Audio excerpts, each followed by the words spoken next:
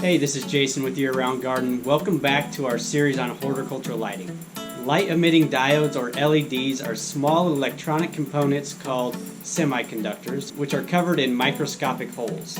These holes are formed by introducing very specific atoms to the semiconductors in a process called doping. The atoms used in doping determine the size of the holes and ultimately the color of the light produced by the LED.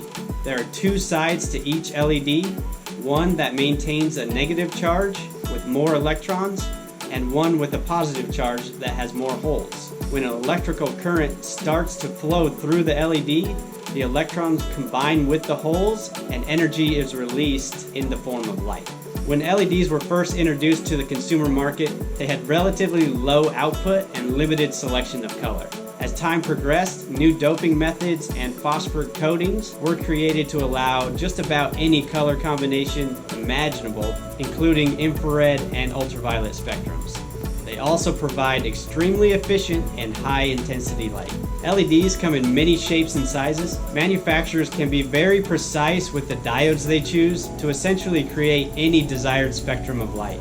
Heat is the only real enemy of LEDs, and the residual heat emitted by the diodes, or current regulators, must be allowed to escape. Otherwise, the output of the LEDs will slowly degrade over time. Depending on the design, LED fixtures will either include a motorized fan or have surface area sufficient to allow heat to dissipate into the surrounding environment. Color variations of LED grow lights are directly connected to their intended purpose.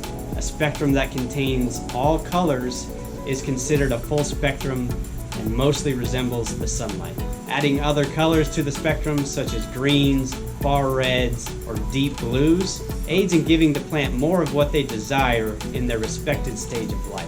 The best way to determine an LED's output is by assessing the amount of photosynthetically active radiation, or PAR, contacting the surface of your plants every second. This is called photosynthetic photon flux density and is measured in micromoles per meter squared per second. Effective PPFD values should be above 500 to be effective for plant photosynthesis. LED grow lights can use up to 50% less energy than high-pressure sodium systems and can last approximately 50,000 hours of use. This is a big difference considering that you would want to replace your HPS bulb at least once a year.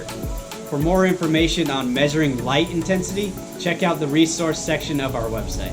We definitely think that energy-efficient LED grow lights are the future of lighting for indoor cultivation.